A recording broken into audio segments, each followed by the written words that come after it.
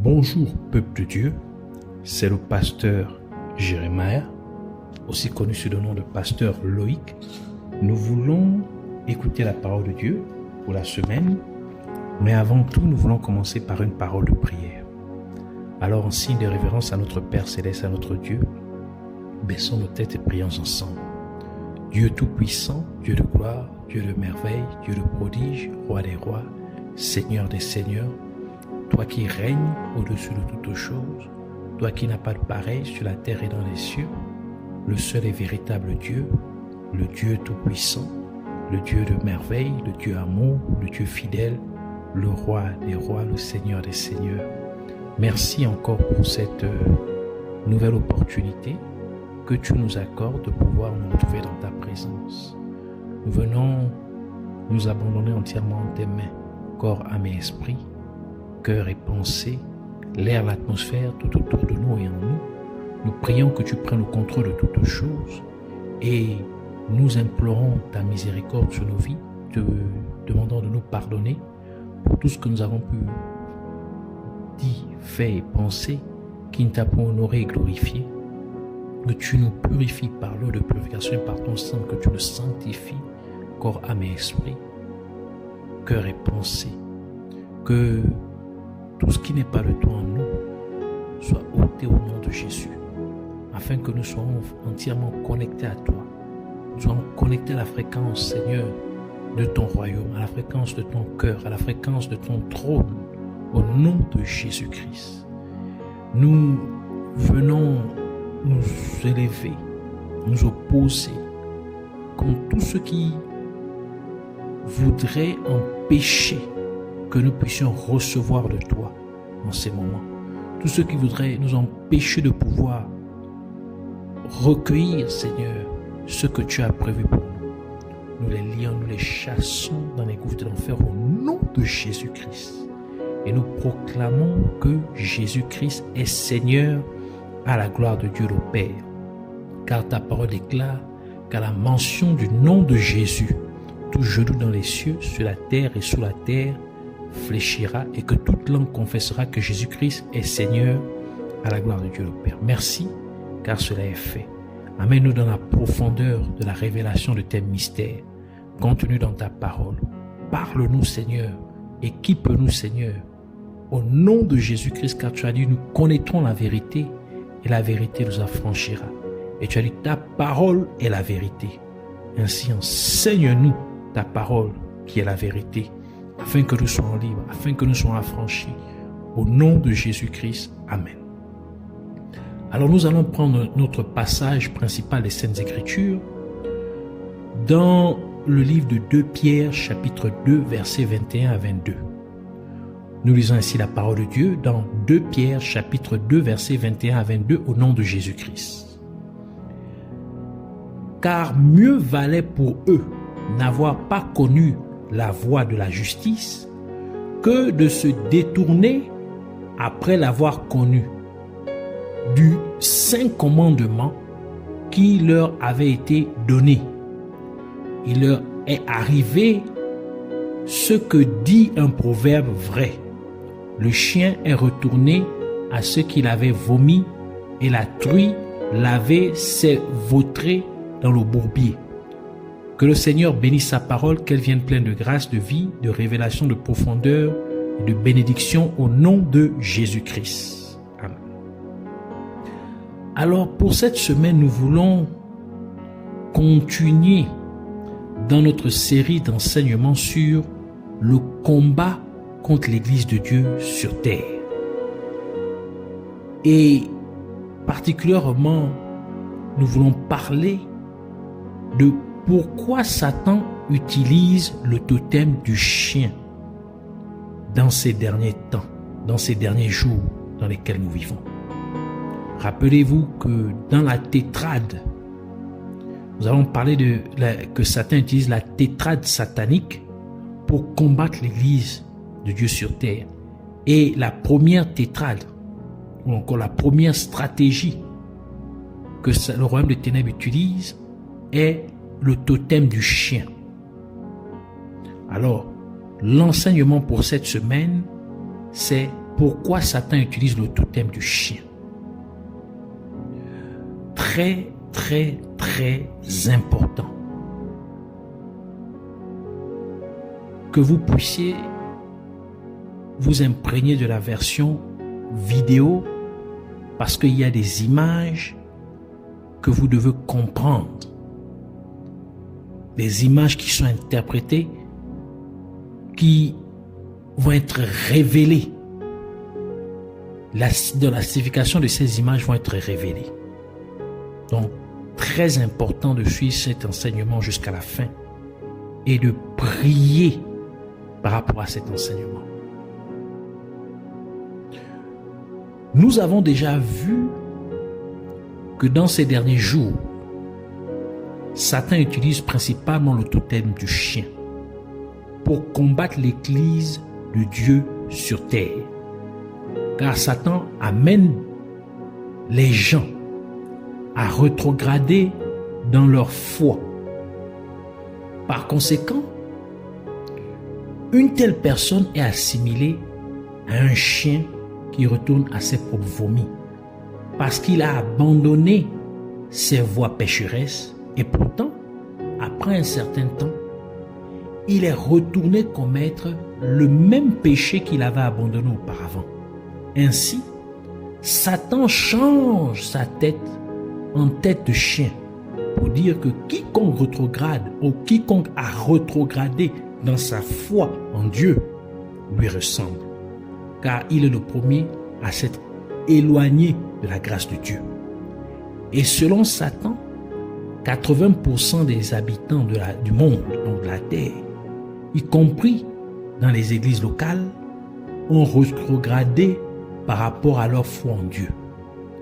Et cela est seulement 20% des habitants du monde sont restés fidèles à Jésus-Christ. Ainsi, Satan prétend être le Dieu de l'humanité parce qu'il contrôle 80% des gens sur la terre, alors que Jésus n'en possède que 20%. Par conséquent, en ces derniers jours dans lesquels nous vivons, la première stratégie utilisée par Satan, ou encore le royaume des ténèbres, pour tenter d'empêcher l'enlèvement des chrétiens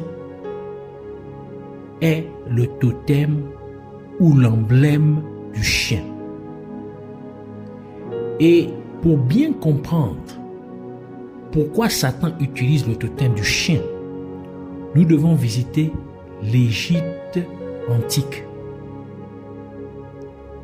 Nous devons aller faire un retour dans l'Égypte antique. Dans l'Égypte antique, il y avait deux mécanismes qui étaient utilisés pour empêcher le retour du corps de l'être humain à la poussière ou encore à la terre, dans la terre. Car Dieu a en effet ordonné que le corps retourne à la poussière, car le corps humain a été fait de la poussière de la terre, tel que Dieu parla à Adam dans Genèse chapitre 3 verset 19 qui dit « C'est à la sueur de ton visage que tu mangeras du pain, jusqu'à ce que tu retournes dans la terre, d'où tu as été pris, car tu es poussière et tu retourneras dans la poussière. » Ainsi, afin d'empêcher le corps humain de retourner à la terre, les Égyptiens avaient recours dans l'Antiquité à la momification et à l'incinération. Dans le mécanisme de momification, le corps du défunt serait embaumé puis conservé à l'intérieur d'un tombeau, tel qu'une pyramide. Dans le mécanisme d'incinération, le corps du mort serait réduit en cendres et ces cendres seraient ensuite conservées quelque part dans un pot ou un vase, où certaines personnes peuvent prendre les cendres et les jeter dans une rivière ou dans un océan. Une autre façon d'incinérer la personne décédée serait, par exemple, de placer le corps de la personne décédée dans une pirogue puis de mettre le feu sur la pirogue pendant que la pirogue se déplace sur un courant d'eau. Ainsi, dans ces deux mécanismes, nous pouvons constater que le corps de l'être humain ne retourne pas dans la terre. Ce qui empêche en fait que la loi de Dieu soit observée concernant le corps de l'être humain. La momification et l'incinération sont toutes deux des incantations que Satan avait poussé le peuple de l'Égypte antique à accomplir. Et aujourd'hui, certaines personnes font encore ces incantations sans le savoir, car des gens sont encore momifiés ou incinérés. Aux yeux de Dieu, quiconque vit dans le péché est mort. Donc, aux yeux de Dieu, c'est une personne qui est morte, bien que vivante. Mais aux yeux de Dieu, elle est morte. Et c'est la raison pour laquelle Jésus-Christ a dit ce qui suit à celui qui lui a demandé de lui permettre d'aller d'abord enterrer son père avant de pouvoir suivre Jésus-Christ. Dans Luc chapitre 9, versets 59 à 60, qui dit, il dit à un autre, « Suis-moi. » Et il répondit, « Seigneur, permets-moi d'aller d'abord ensevelir mon père. » Mais Jésus lui dit, « Laisse les morts ensevelir leurs morts. » C'est-à-dire, laisse les morts enterrer leurs morts. Et toi, va annoncer le royaume de Dieu. Ainsi, lorsque quelqu'un mène une vie de péché, il est mort aux yeux de Dieu. Car la parole de Dieu dit dans Romains chapitre 6 verset 23, car le salaire du péché, c'est la mort. La première partie du verset. Et c'est pourquoi Jésus-Christ a dit aux gens qu'ils mourraient dans leur péché s'ils ne croyaient pas en lui. Jean chapitre 8 verset 24, c'est Jésus qui parle, qui dit, c'est pourquoi je vous ai dit que vous mourrez dans vos péchés. Car si vous ne croyez pas que je suis, vous mourrez dans vos péchés. Je reprends, il dit, c'est pourquoi je vous ai dit que vous mourrez dans vos péchés. Car si vous ne croyez pas ce que je suis, vous mourrez dans vos péchés. Cela implique que les gens sont morts aux yeux de Dieu, à moins qu'ils ne croient en Jésus-Christ, en marchant dans l'obéissance à la parole de Dieu. Donc, quiconque ne croit pas en Jésus-Christ, quiconque n'a pas encore accepté Jésus-Christ comme son Sauveur et Seigneur, aux yeux de Dieu, c'est une personne morte. Car Jésus-Christ est la parole de Dieu. Tel que Apocalypse chapitre 19 verset 13 dit que son nom est la parole de Dieu. Cela fait tout simplement référence à la mort spirituelle. Donc quiconque ne croit pas en Jésus-Christ est mort aux yeux de Dieu.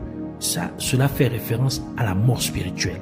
Ainsi, lorsque Jésus-Christ dit que les morts enterrent ou ensevelissent leurs morts, Jésus-Christ impliquait que nous devrions laisser les pécheurs enterrer les pécheurs. Car lorsqu'il s'agit de l'enterrement d'un pécheur, le royaume des ténèbres est impliqué. Et c'est l'une des principales raisons pour lesquelles Satan utilise le totem du chien en ces derniers jours pour combattre l'humanité, en particulier l'Église de Dieu sur terre. Car dans l'Égypte antique ou l'Égypte ancienne, la divinité, c'est-à-dire l'entité démoniaque qui était chargée de transférer le mort dans le séjour des morts, était représentée avec une tête de chien. Donc il avait une tête de chien ou porte une tête de chien. Et son nom est Anubis. Il est également connu comme la divinité des âmes perdues. Parce que ici il s'agit des personnes qui sont mortes dans leur péché. Donc qui sont mortes, qui ne connaissent pas Jésus-Christ. Elles sont mortes sans avoir accepté Jésus-Christ comme leur Seigneur et Sauveur. Elles ont rejeté Jésus-Christ. Donc, elles sont mortes dans leur péché. Donc, les Égyptiens considéraient cette entité comme leur divinité. Donc, la divinité des âmes perdues. Donc, c'est le démon des âmes perdues. Ainsi, en utilisant le totem du chien, Satan est en train de transférer les êtres humains dans le séjour des morts. Et dans la première image que nous avons, vous allez remarquer que Anubis, la statue d'Anubis, 2 statues d'Anubis sont devant l'entrée du temple ou encore de la pyramide. Donc, c'est dans cette première image d'Anubis gardant la porte d'une pyramide avec l'œil au sommet, donc au-dessus de la porte, sachant que la pyramide est un tombeau. Cela signifie que tous ceux qui franchissent cette porte sont surveillés par Anubis. Donc sont surveillés par le démon des âmes perdues. En d'autres termes, celui qui meurt en vivant dans le péché serait à la disposition du démon Anubis. Dans l'image suivante, nous avons Anubis et toutes ces images sont des images qui sont placées dans les pyramides. Ce sont des images qui ont été dessinées sur les pyramides, donc par les Égyptiens par les Égyptiens de l'Égypte antique. Ils ont fait ces dessins sur les pyramides. Donc, dans l'image suivante, nous avons Anubis tenant la lune. Cela signifie que dans ces derniers jours, Anubis influencera et combattra le monde à travers les sociétés secrètes. En d'autres termes, à travers les sciences occultes. Et il fera usage de l'esprit du serpent, qui est l'esprit du mensonge. Ainsi, le démon Anubis utilise l'esprit du mensonge dans ces derniers jours. Et l'objectif est de capturer l'être humain. Et c'est pour cela qu'Anubis tient le crâne d'un être humain sur la 3e image. Et il y a une tête de serpent au-dessus de la tête d'Anubis, car l'esprit de mensonge est représenté par le serpent. Parce que Satan a utilisé le serpent pour tromper Ève dans le jardin d'Éden. Sur la 4e image, on voit Anubis tenant une personne dans sa main, par sa main droite. Et il a une clé dans sa main gauche. Cela signifie tout simplement que le démon Anubis conduit l'esprit de la personne décédée vers le séjour des morts. Et c'est la raison pour laquelle la personne porte du blanc. Parce que le blanc représente la mort, selon le royaume des ténèbres. Et la clé représente la clé du séjour des morts. Et l'on comprend désormais pourquoi de nombreuses religions ou cultes utilisent la couleur blanche comme code vestimentaire pour leur religion ou leur pratique traditionnelle. Tout simplement parce qu'elle ensorcelle les personnes impliquées dans ces pratiques avec des esprits de mort. Et sur cette 4e image, on peut aussi remarquer qu'Anubis utilise une balance. Et d'un côté de la balance, il y a un cœur qui représente le bon cœur ou les bonnes actions, les bonnes œuvres de la personne décédée. Et sur le côté droit de la balance, il y a une plume. Et on peut remarquer que le côté de la plume est plus lourd que le côté du cœur de la personne, donc sur la balance. Donc la plume pèse plus que le cœur de la personne. En d'autres termes, la personne, ça veut dire que la personne n'avait pas un bon cœur ou n'avait pas fait beaucoup de bonnes actions au cours de sa vie. Cela implique donc que la personne décédée mérite d'être emmenée dans le séjour des morts. Donc c'est un jugement qui est fait par cette balance. Sur la 5e image, rappelez-vous, toutes ces images sont sur les pyramides en Égypte. Sur la 5e image, on voit le démon Anubis poser ses mains sur le défunt à l'intérieur d'une tombe en forme de sarcophage, donc c'est-à-dire un cercueil. Et on voit bien que le mort est couché sur un lit qui a une tête de lion. Ce lion représente l'esprit d'attaque, c'est-à-dire que le royaume des ténèbres est en mode attaque à travers le démon Anubis, c'est-à-dire le démon des esprits des morts. Et c'est l'une des raisons pour lesquelles la parole de Dieu dit dans 1 Pierre chapitre 5 verset 8, « Soyez sobres, veillez, votre adversaire, le diable, rôde comme un lion rugissant, cherchant qui il dévorera. » Sur cette 5e image, on peut voir les mains d'Anubis sur le cœur du défunt. C'est une incantation qu'Anubis fait afin de prendre, de récupérer l'esprit du défunt. Sur la 6e image, on voit 2 femmes à côté du corps du défunt, l'une près des pieds et l'autre près de la tête du défunt, tandis qu'Anubis a les mains sur le cœur du défunt. Cela implique qu'Anubis prononce des incantations afin d'extraire de son corps l'esprit du défunt. Et sur la 7e image, Anubis est debout tenant le sarcophage, c'est-à-dire le cercueil du défunt. Et on voit encore 2 femmes qui sont devant le sarcophage, mettant leurs mains sur leur tête. Et il y a 3 hommes debout derrière les 2 femmes. Un homme tient un pot ou un vase dans ses mains, tandis que le 2e homme a un sceptre dans une main et un bâton dans l'autre main.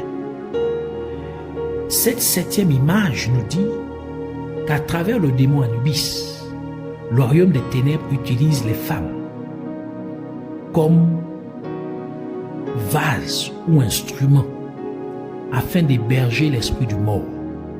Et c'est pourquoi un homme tient un vase dans ses mains.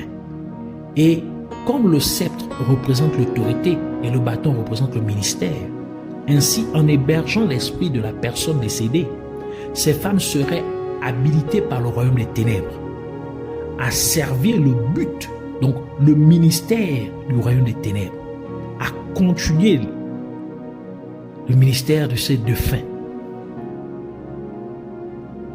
en propageant. Donc elles font le but du royaume des ténèbres, elles conduisent l'objectif du royaume des ténèbres en propageant cet esprit du défunt à d'autres personnes lors des rapports sexuels. Donc ce démon, parce que c'est un esprit démoniaque qui est devenu, qui a été transformé, c'est un esprit qui est devenu un esprit démoniaque.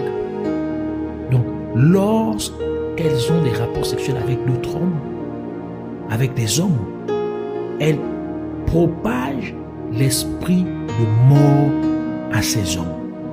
Par conséquent, ces femmes possédées par le démon auront des relations sexuelles avec des hommes. Et ces hommes deviendront ainsi également possédés par l'esprit du défunt, qui est en fait un démon. Et ces hommes possédés du démon propageront également à leur tour les esprits des personnes décédées chez d'autres personnes avec lesquelles ils auraient des rapports ou des relations sexuelles. Et si une personne possédée de l'esprit d'une personne décédée donnait naissance à un enfant, cet enfant serait également possédé par un démon. Et c'est grâce à ce mécanisme que Satan a possédé 80% de la population mondiale. Et à cause de cela, Satan prétend être Dieu. C'est pourquoi il est impératif que l'Église se lève pour prier. Parce que c'est une stratégie qui est de nos jours, qui est active. Vous remarquerez que toutes ces images, nous l'avons dit tantôt, sont des inscriptions sur les pyramides d'Égypte.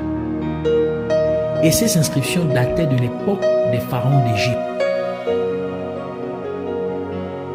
Cela signifie que ceci était déjà planifié, toutes ces stratégies étaient déjà planifiées par le royaume des ténèbres depuis très longtemps. Et que le royaume des ténèbres cachait ses plans sous forme d'inscriptions sur les murs des pyramides. Car Satan essaie toujours d'imiter Dieu. Par conséquent, parce que Dieu parle toujours à travers ses serviteurs de ce qu'il fera, Satan essaie également de faire les mêmes choses à travers ces inscriptions de l'Égypte. Et Satan utilise également le même mécanisme pour essayer de prédire les plans du royaume des ténèbres, donc de prophétiser les plans du royaume des ténèbres à travers des films et des dessins animés, afin que les êtres humains puissent facilement accepter ces mauvaises choses lorsqu'elles se produiront. Par exemple, à travers des films avec des gens qui ont des pouvoirs surnaturels, cela est fait pour amener les êtres humains à accepter que les démons vivent parmi eux, sous forme d'autres êtres humains étranges. Et dans ces derniers jours, ce plan est en train d'être exécuté. Et c'est pourquoi le démon Anubis est le principal esprit démoniaque qui est en opération pour combattre l'Église de Dieu sur terre dans ces derniers jours. Et c'est l'une des principales raisons pour lesquelles les êtres humains doivent éviter de commettre l'immoralité sexuelle. Et les êtres humains doivent s'abstenir. Les êtres humains doivent s'abstenir de commettre la fornication ou l'adultère, car ce faisant, ils se détruisent eux-mêmes. Comme nous le dit la parole de Dieu dans 1 Corinthiens chapitre 6, verset 18 qui dit « Fuyez l'impudicité. Quelque autre péché qu'un homme commette, ce péché est hors du corps. Mais celui qui se livre à l'impudicité pêche contre son propre corps. » C'est à cause de ce mécanisme que la Bible nous parle ainsi. Parce que lorsque quelqu'un commet l'impudicité, il est en train de se faire posséder par des démons, particulièrement par des esprits de mort.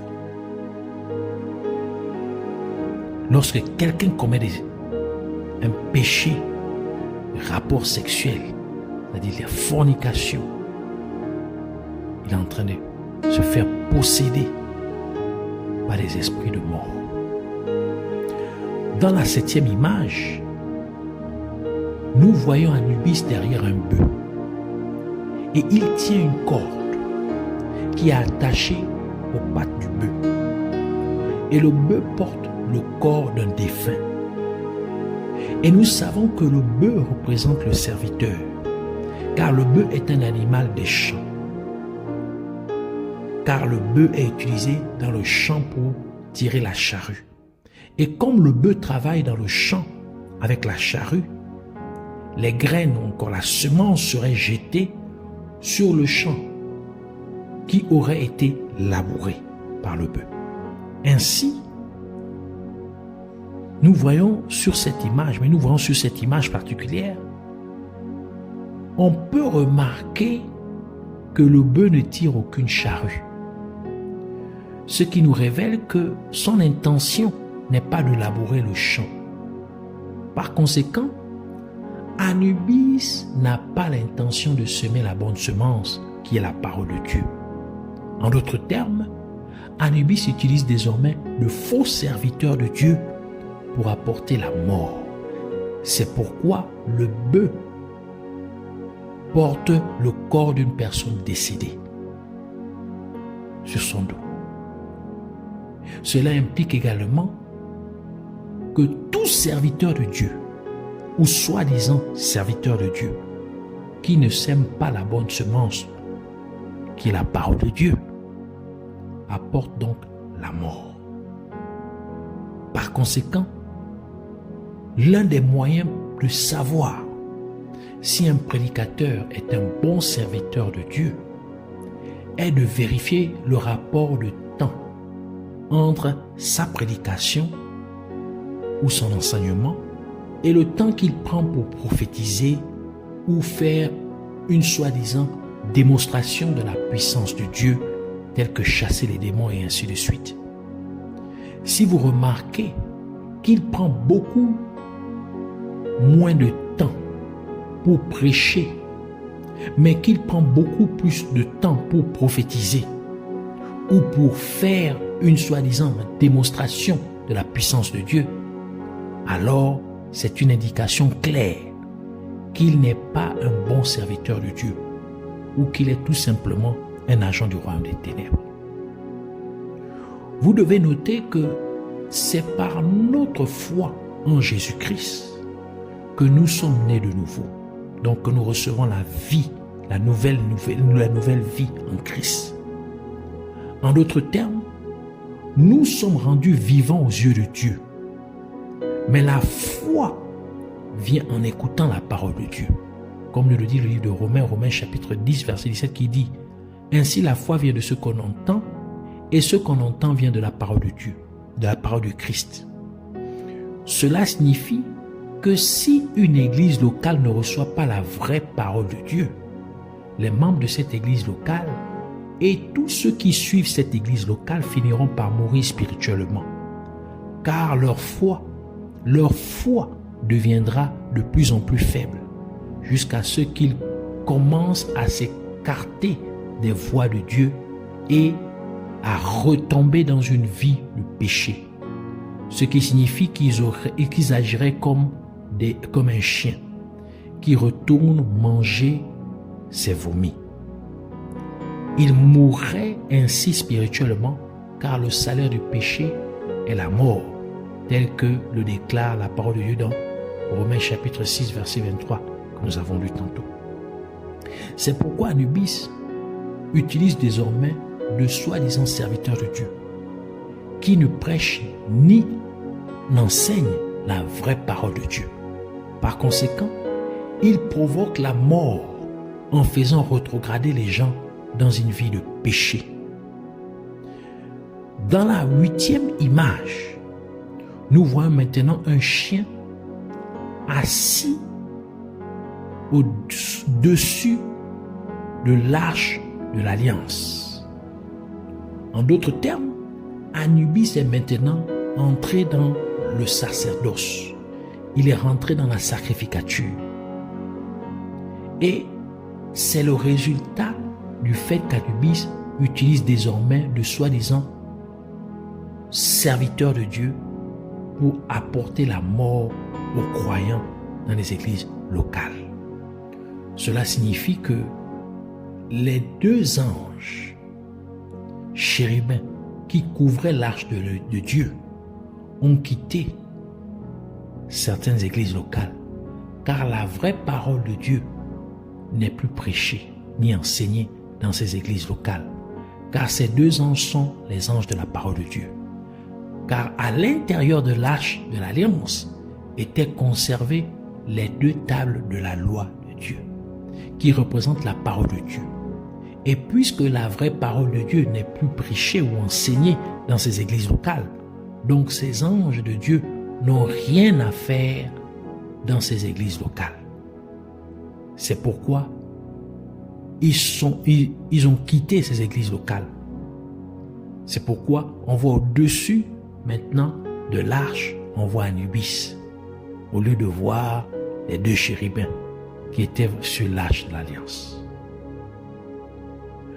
Cela implique donc que Dieu a quitté ces églises locales, car Dieu est sa parole, tel que le dit le livre de Jean, Jean chapitre 1 verset 1, qui dit: au commencement était la parole, et la parole était avec Dieu, et la parole était Dieu.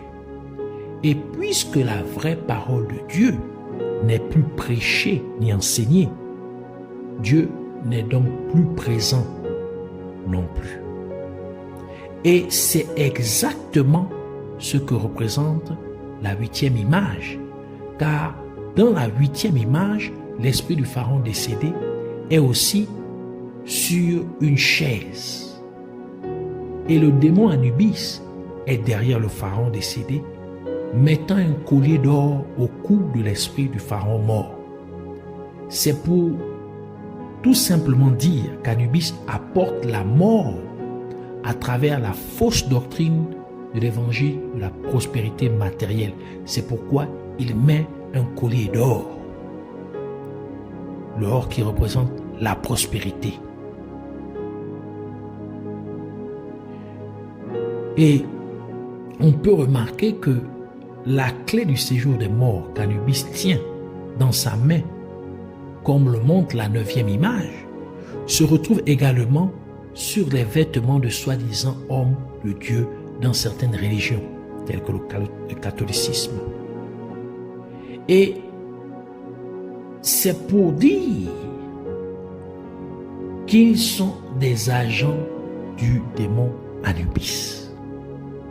Par conséquent, ils conduisent les gens vers le séjour des morts, afin que toute cette stratégie de propagation des esprits de mort sur le reste des êtres humains puisse être mise en œuvre.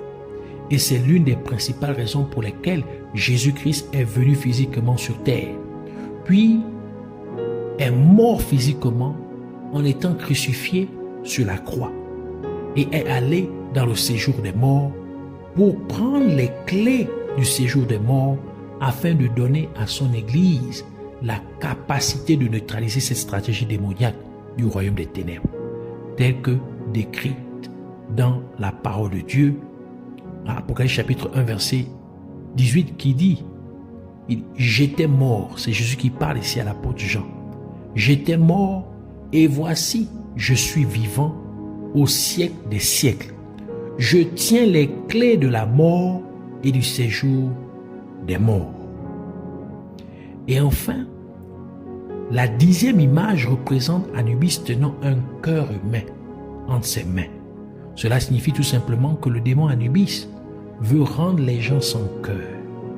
En d'autres termes, il veut faire en sorte que les gens ne se soucient plus des souffrances des autres. Il veut faire en sorte que les gens n'aient plus de compassion pour les autres. Et cela se passe même à l'intérieur de l'Église. L'Église qui devrait réellement être un lieu d'amour et de compassion. Mais malheureusement, nous voyons maintenant des croyants se moquer les uns des autres, des croyants se haïr, et ainsi de suite.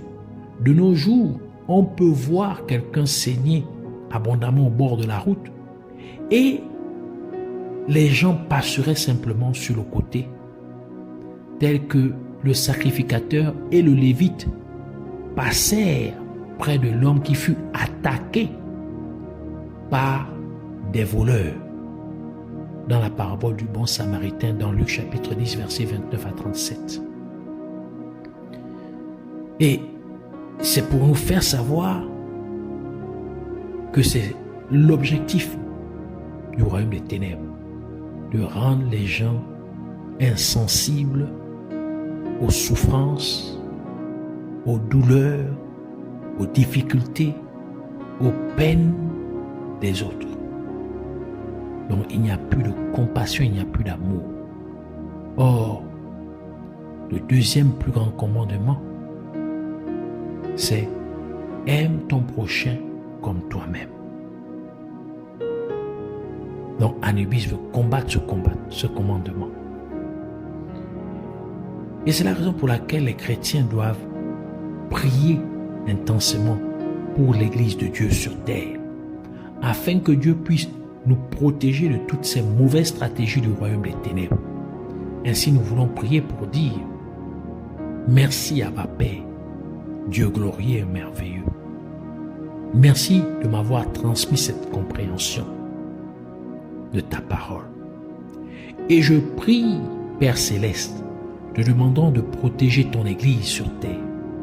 Je te prie de protéger tes serviteurs partout sur la terre contre les stratégies méchantes et vicieuses du royaume des ténèbres au nom de Jésus-Christ. Par conséquent, en tant qu'Église, fais-nous maintenir notre discipline en tant que chrétiens, en priant et en méditant toujours ta parole plusieurs fois par jour et en jeûnant régulièrement chaque semaine, afin que nous soyons toujours plus cassés, que nous ayons toujours plus cassé de force pour marcher dans la sainteté à tout moment au nom de Jésus-Christ. Et en tant que tes serviteurs, aide-nous, Père glorieux, à toujours prêcher et enseigner ta vraie parole, sans la compromettre avec des sermons sur les possessions matérielles au nom de Jésus-Christ. Et je prie aussi, Abba Père, te demandant de garder notre cœur pur et rempli de ton amour, car ta parole dit que tu as déversé ton amour dans notre cœur par ton Saint-Esprit. Par conséquent, que nous puissions ainsi exprimer ton amour partout où nous nous trouvons au nom de Jésus-Christ. Et tu as dit, Seigneur Jésus-Christ, que nous connaîtrons la vérité et la vérité nous rendra libres. Et tu as aussi dit que ta parole est la vérité. Je prie donc pour que, comme tu nous as communiqué ta parole qui est la vérité, que ton peuple partout dans le monde soit ainsi libre de toute emprise du royaume des ténèbres au nom de Jésus-Christ. Que tous ceux qui ont pu être victimes du démon Anubis soient complètement libérés au nom de Jésus-Christ. Car tu as dit, Seigneur Jésus-Christ, que si le Fils de Dieu nous a rendus libres, nous sommes effectivement libres. Par conséquent, qu'il en soit ainsi au nom de Jésus-Christ. Je te remercie, Père Céleste, Dieu Tout-Puissant, Yahweh. La puissance, la gloire et la majesté t'appartiennent pour toujours et à jamais. Au nom de Jésus-Christ.